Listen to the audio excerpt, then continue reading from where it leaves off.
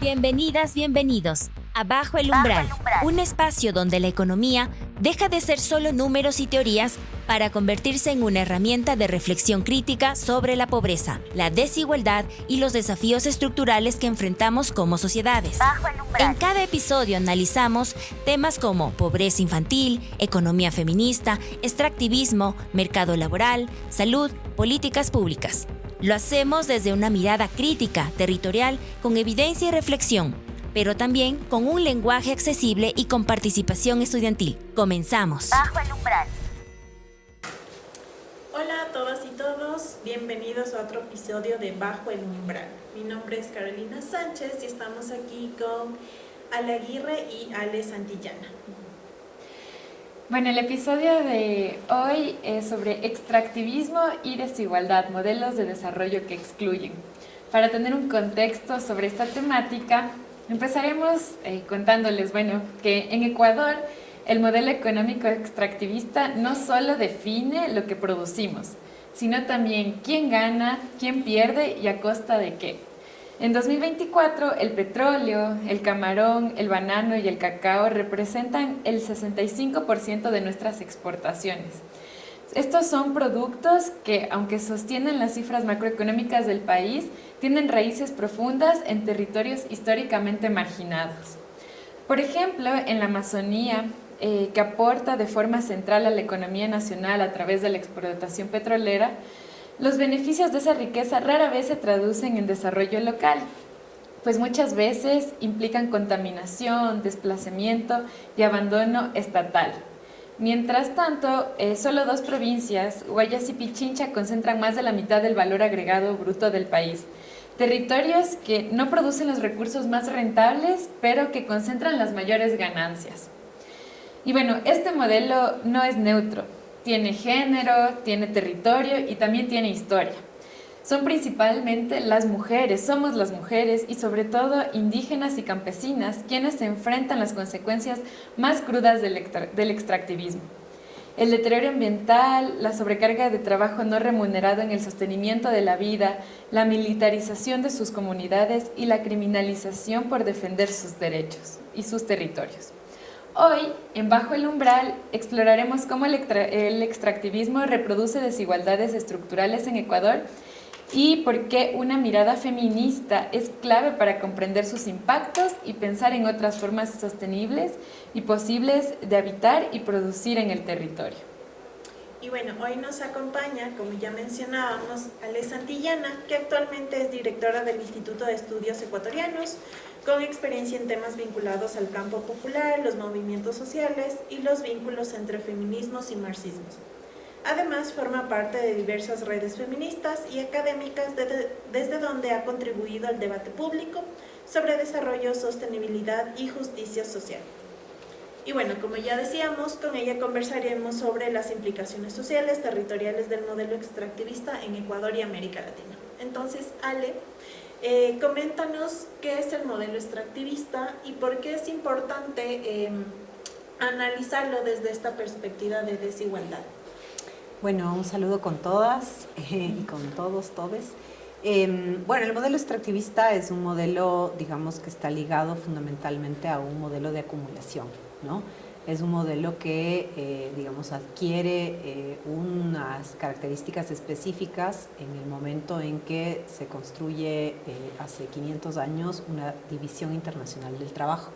Es decir, que estábamos viviendo un proceso a nivel mundial, ¿no es cierto?, de cambio y de transformación del mundo feudal hacia el mundo que conocemos ahora como capitalista, que implicó un desarrollo industrial fundamentalmente en el norte.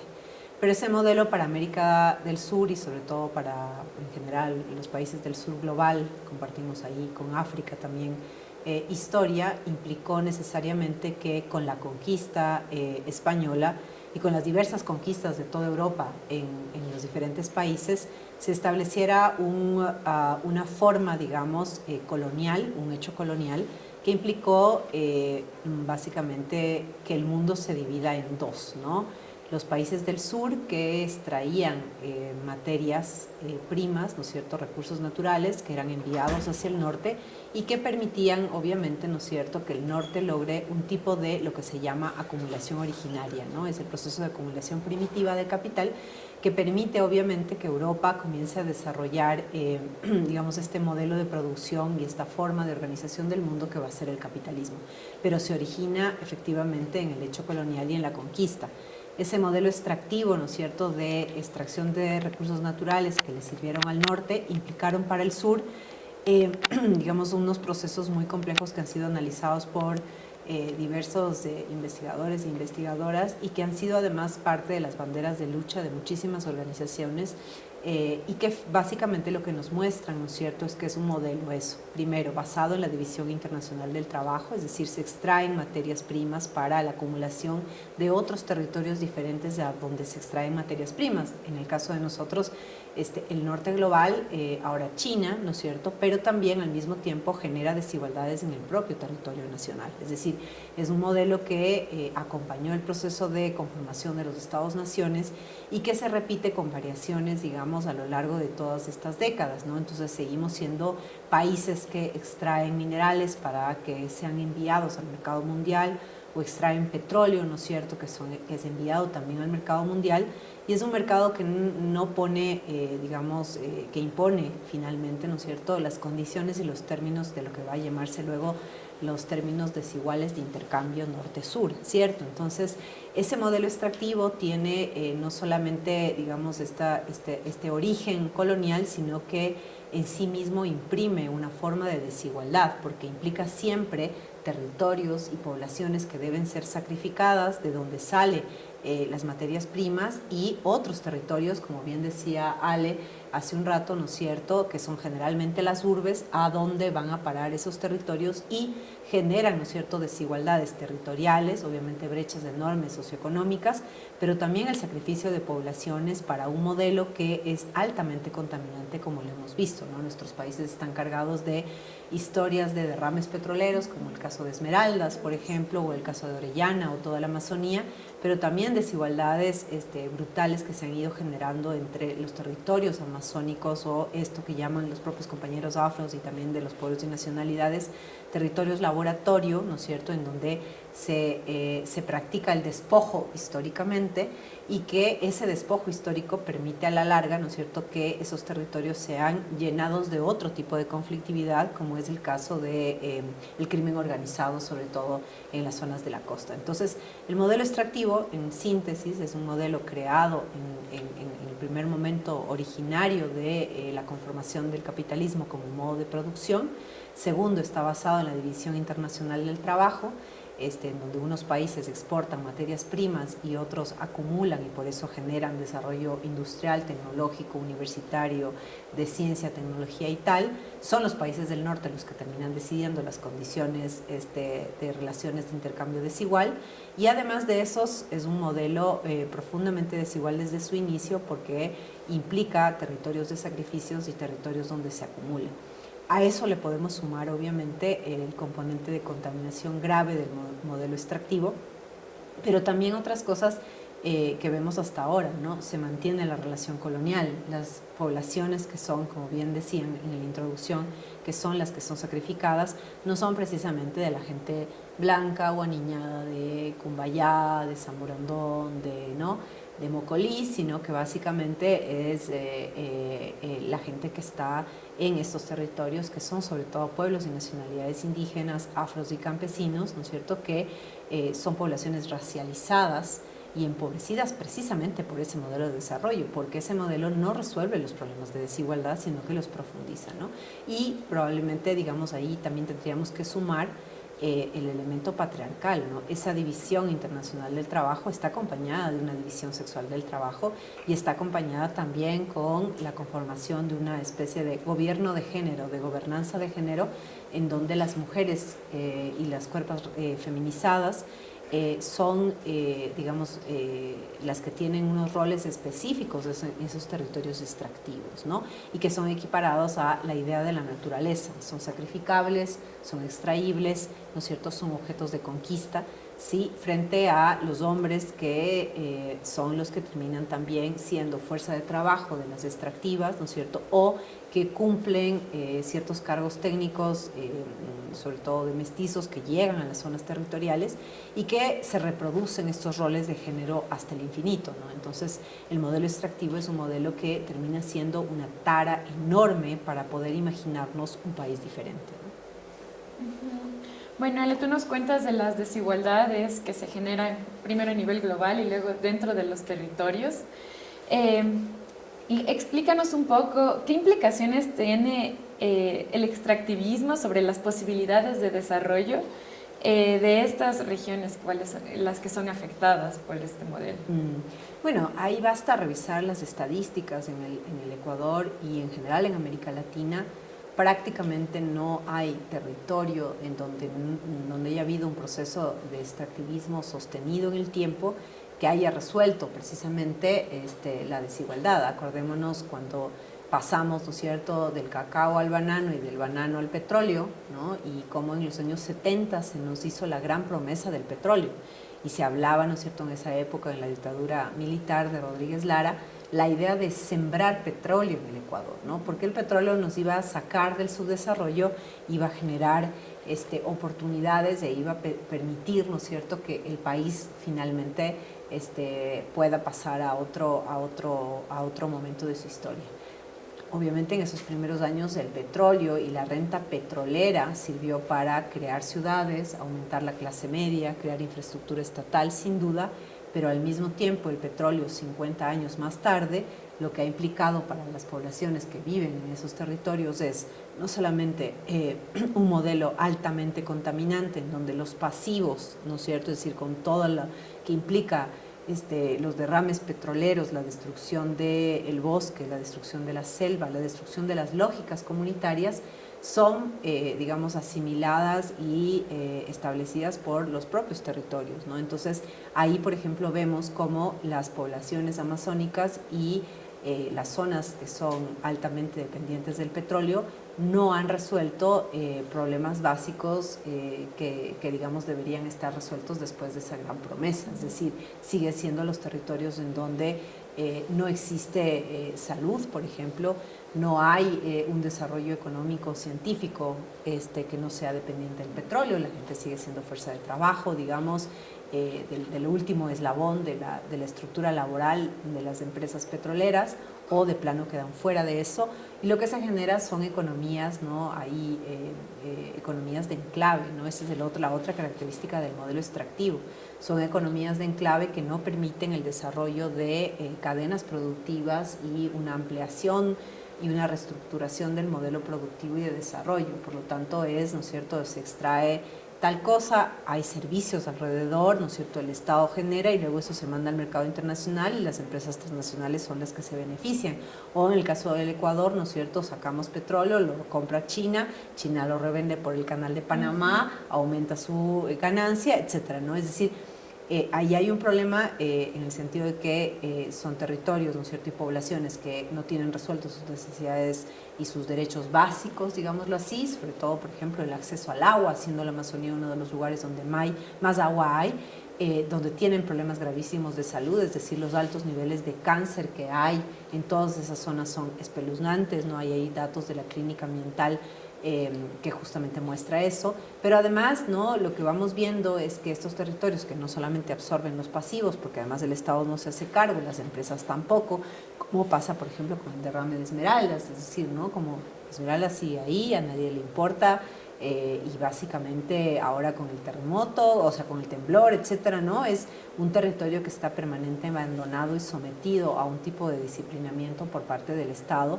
que obliga a su población, ¿no es cierto?, a no tener ninguna posibilidad de otro tipo de empleo y de trabajo, porque no genera, el modelo extractivo no genera empleo, es un modelo altamente desigual porque tampoco permite el encadenamiento de otros sectores ni tampoco dinamiza la economía. Por ejemplo, el agro sí lo hace, ¿no? La economía campesina dinamiza y crea posibilidades, ¿no es cierto?, alrededor de esa economía, y así podemos ver otro tipo de economías. en cambio la economía extractiva no. Entonces, los grandes problemas es que, claro, seguimos hablando de un modelo, ¿no es cierto? Cuando las ciudades comienzan a discutir acerca de este modelo, lo que suele hacerse es simplemente hacer suma y resta de cuánto obtendríamos, pero no se piensa en todos los costos que eso implica, pero tampoco se piensa, ¿no es cierto?, en las enormes desigualdades que se siguen reproduciendo entre la costa, la Amazonía y la sierra, y sobre todo las zonas urbanas y las ciudades, ¿no? Ale, y bueno, estamos en un contexto en el país de crisis social, inseguridad, crisis ambiental. Pasamos por una crisis energética que todavía no está resuelta y que seguramente en poco tiempo lo vamos a volver a tener y vamos a poder volver a sufrir esos temas. Y finalmente en un país que depende y que sigue dependiendo mucho del petróleo. Entonces, ¿cómo en una situación en la que estamos actualmente el Ecuador con esta dependencia petrolera pueden generarse nuevas alternativas a este modelo extractivista? Una de las cosas que nos comentabas es el tema de la agricultura, que puede estar muy relacionado a la economía popular y solidaria, por ejemplo, que de hecho es como un modelo alternativo al tema extractivismo, pero finalmente, y más bien va dos preguntas. Una, como qué alternativas hay, y dos, si son o si pueden ser eficientes en este contexto que estamos viviendo. A ver, creo que es importante primero entender cuando hablamos de crisis, de qué tipo de crisis hablamos, ¿cierto? Porque, digamos, sumada a la crisis está la caída del precio del petróleo de las últimas semanas, y es esa parte de la crisis, es decir, somos un país que depende de las fluctuaciones del precio del petróleo a nivel mundial, precio que nosotros no controlamos. No controlamos porque somos una economía chiquita, dependiente, y porque también nuestro petróleo no es de buena calidad, y porque las reservas petroleras del Ecuador, lo han dicho varios expertos, entre otros Carlos Larrea, se están acabando, ¿cierto? Nosotros no tenemos una refinería, la gran promesa de la refinería quedó ahí, después de 50 años de petróleo. Y los lugares de donde se extrae petróleo son lugares altamente biodiversos, por lo tanto nos estamos comiendo la selva, ¿no? Por eso la consulta del Yasuní es tan importante. Nos estamos comiendo la selva, es decir, nos estamos comiendo las fuentes de agua, el equilibrio ecológico que necesitan los Andes para precisamente enfrentar el cambio climático. Nos estamos comiendo, digamos, siglos de un refugio que permitió precisamente que se mantengan ciertos ecosistemas que generan no solamente agua, sino que permiten que toda América Latina y el mundo pueda tener, ¿no es cierto?, ciertas características a nombre del petróleo, ¿no? Y del petróleo, que es digamos, es un producto que básicamente no podemos controlar en términos de precios y que va a depender de otros elementos. Uno de esos elementos que ahora determina, ¿no?, el tema del precio del petróleo siempre es casi enigmático para mucha gente porque nadie puede predecir muy bien cómo va a estar el tema del precio del petróleo, pero en este momento a nivel mundial hay varios elementos que hay que tomar en cuenta, digamos, para pensar cuál es la característica de la crisis, ¿no es cierto? Entonces tenemos una crisis climática gravísima porque hemos superado todos los niveles que los científicos más, capos a nivel mundial desde los años 80, 70 nos vienen diciendo, ya viene la crisis climática, hay cambio climático, no solamente se trata del hueco de la capa de ozono, sino de la alta dependencia del modelo capitalista de la quema de combustibles fósiles, y lo que ha habido hasta ahora es una serie de COPs, ¿no es cierto?, de las COPs famosas, que son un saludo a la bandera. Los estados no hacen caso, las grandes empresas no hacen caso, y lo que está ocurriendo es que hemos superado todos los límites posibles, ¿no es cierto?, de retorno a un planeta que ya no tiene las mismas características y que está altamente afectado precisamente por ese modelo, que es un modelo de cambio climático, digamos, capitalista, y que implica no solamente la quema de combustibles fósiles, sino también un proceso gravísimo de deforestación de bosques, etcétera, etcétera, y una concentración de enormes desigualdades, porque hay que decir que el cambio climático no es para todos por igual. Los ricos siempre tienen la posibilidad de irse a Marte, como pudimos ver la semana pasada, ¿no es cierto?, con un tipo de feminismo blanco, Katy Perry ahí metida, ¿no es cierto?, y Al mismo tiempo, ¿no es cierto? Es un modelo que si no se resuelven los puntos centrales que la comunidad científica viene planteando durante décadas, no va a resolverse el problema de la crisis climática. No porque entremos al hidrógeno, porque reciclemos botellas de plástico, vamos a resolver el problema de la crisis climática.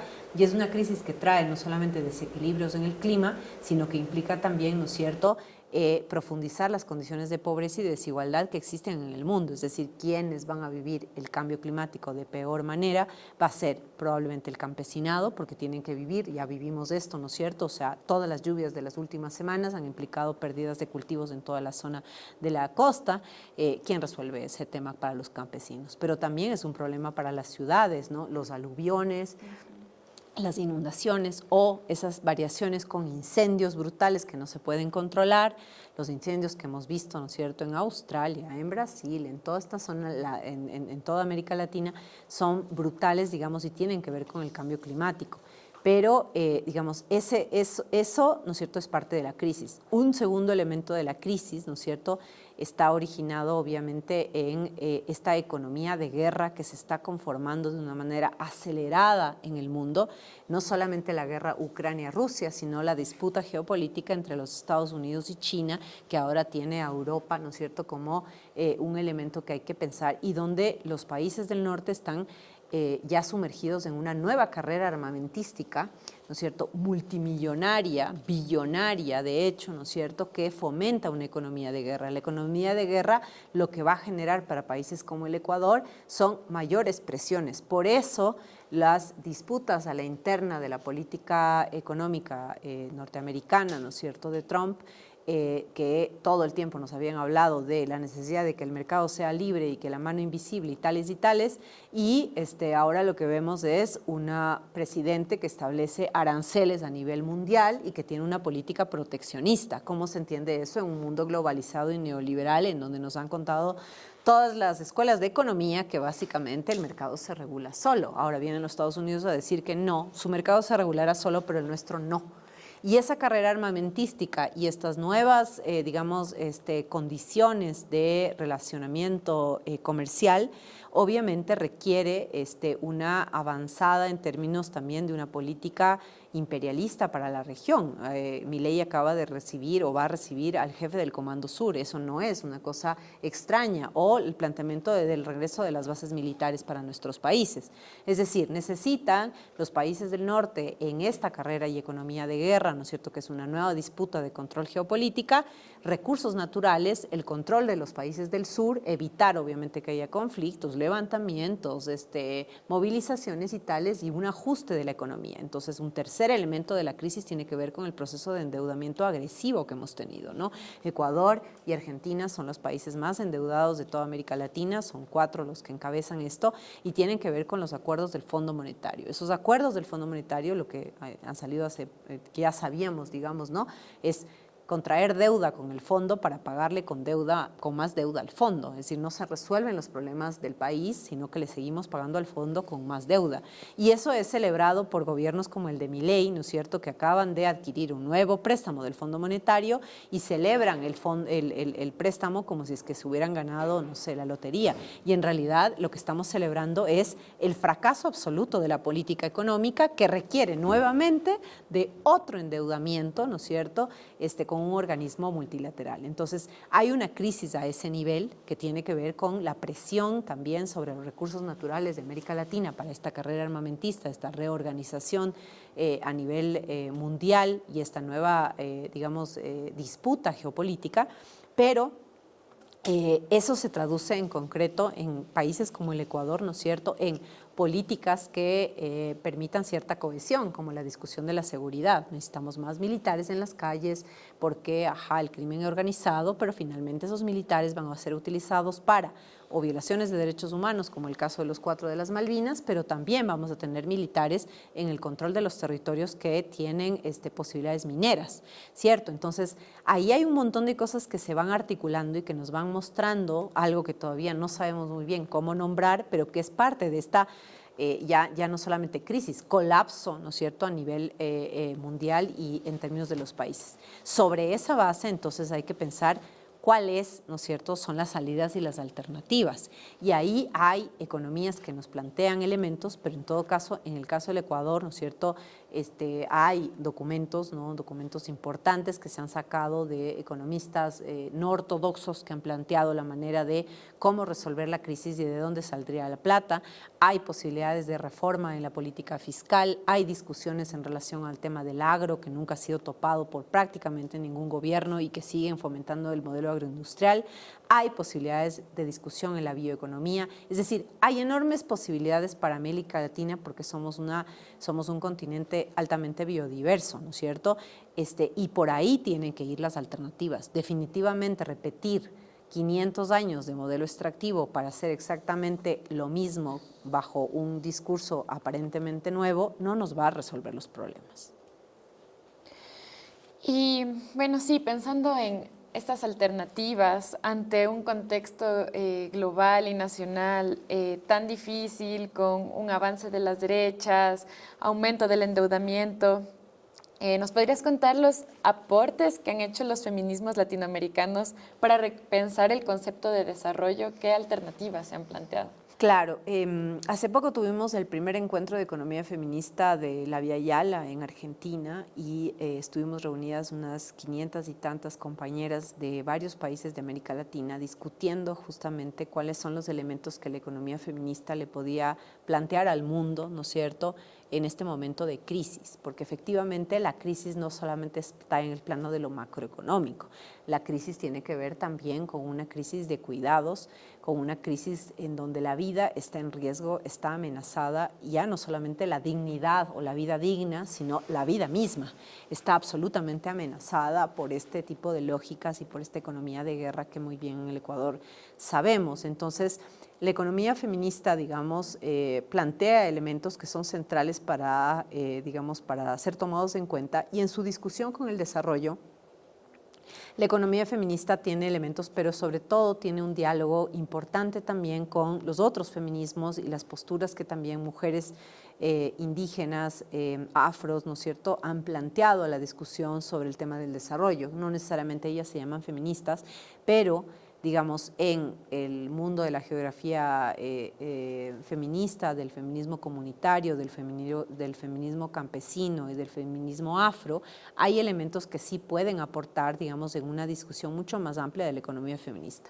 Un primer elemento es entender que el trabajo de cuidados, ¿no es cierto?, el trabajo de cuidados es parte de la reproducción social, es decir, necesitamos los cuidados para poder reproducir no solamente mi vida, sino la de la sociedad entera. Esos cuidados, sin embargo, están relegados al ámbito de lo privado porque el Estado no se hace cargo, ¿no es cierto? Y el ámbito de lo privado está establecido, estructurado por esta división sexual del trabajo. Son las mujeres las que se encargan de los cuidados, las cuerpas feminizadas y en general población que ha sido feminizada es la encargada de cuidar la vida.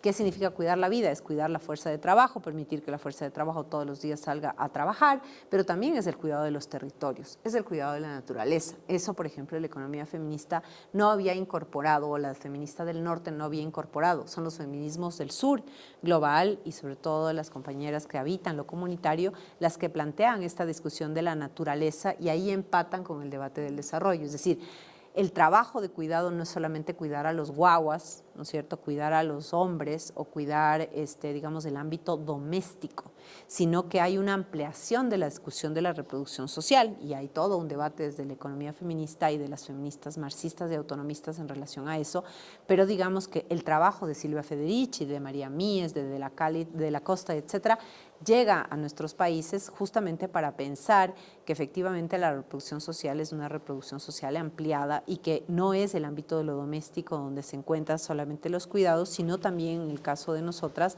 en el espacio específicamente, ¿no es cierto?, de desarrollo de la vida, páramos, selva, agua, agro, semillas, tierra, ¿no es cierto? Eso es un aporte de los feminismos del sur. Un segundo elemento, ¿no es cierto?, que permite eso es la conceptualización sobre la naturaleza.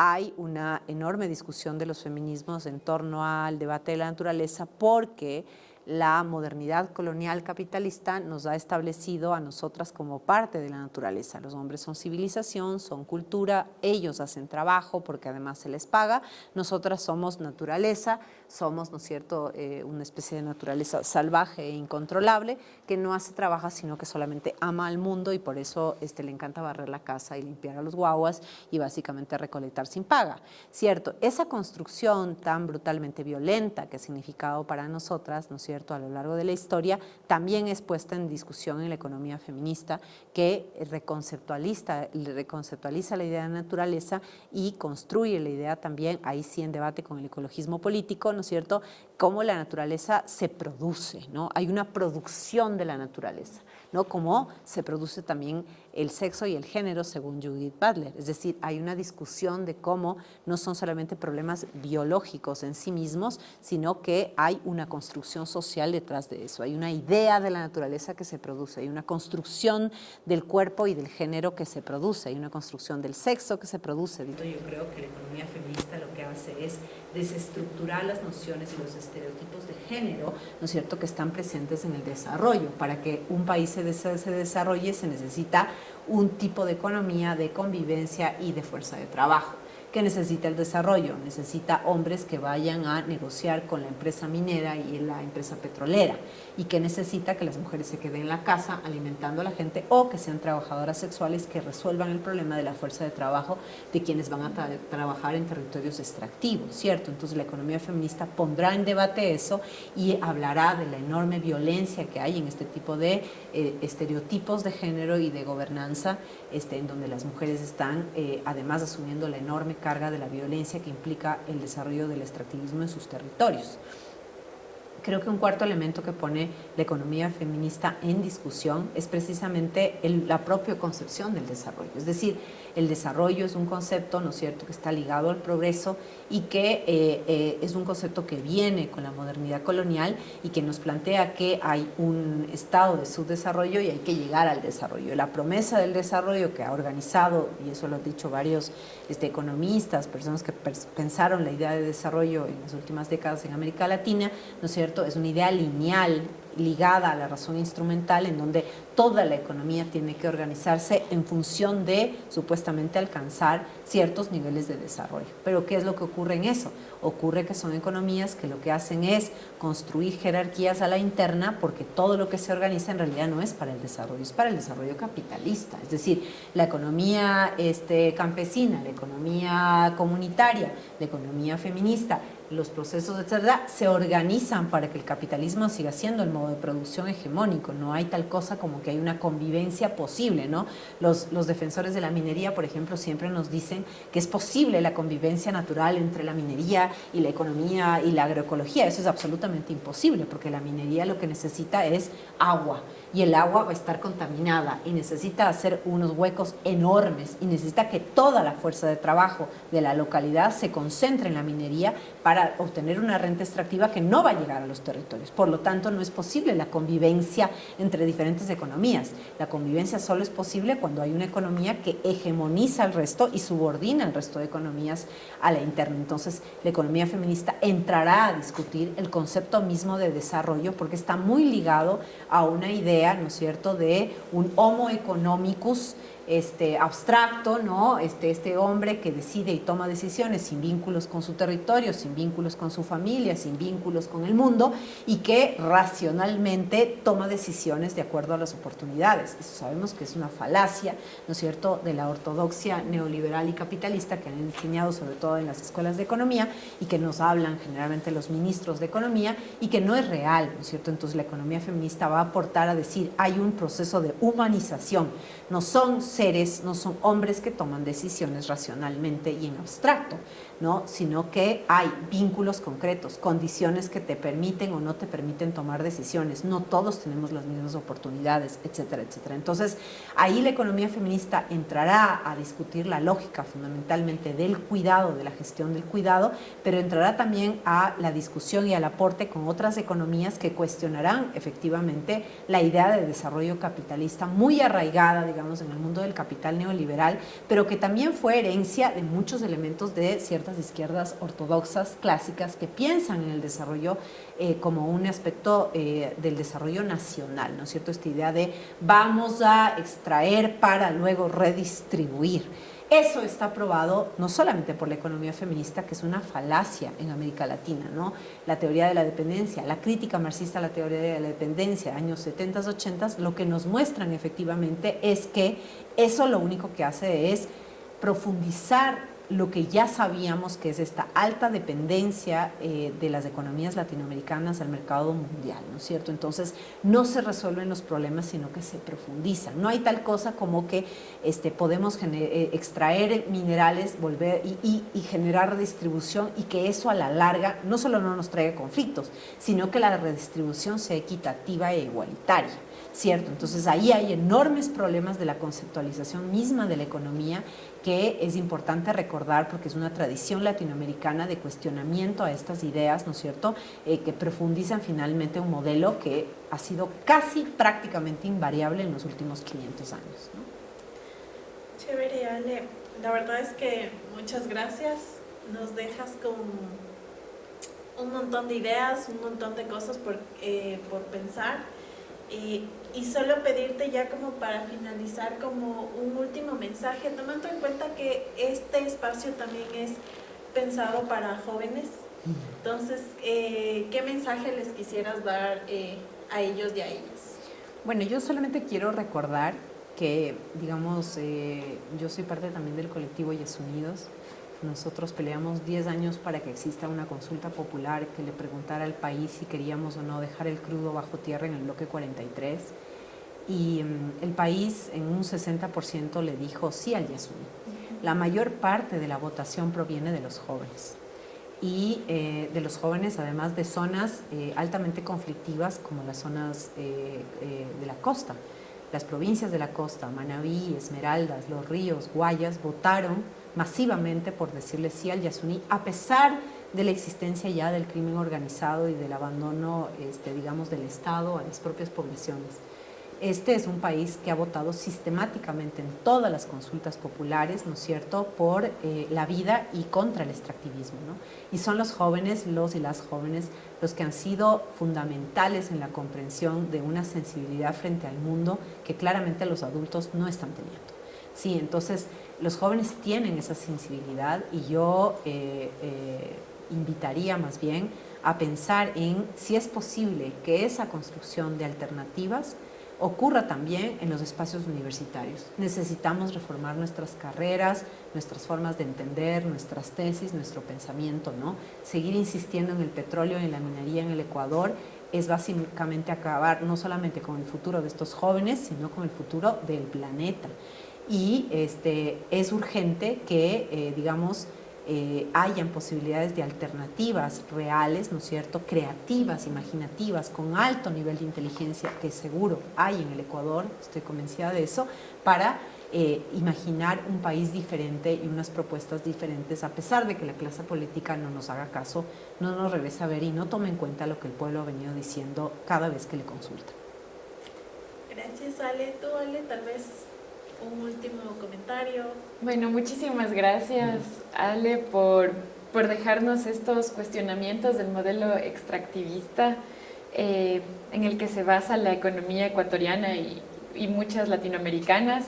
Y bueno, nos quedamos con esta idea clave, que si no cuestionamos este modelo, no podemos entender las raíces de las desigualdades y de las raíces de todas las crisis que estamos enfrentando actualmente.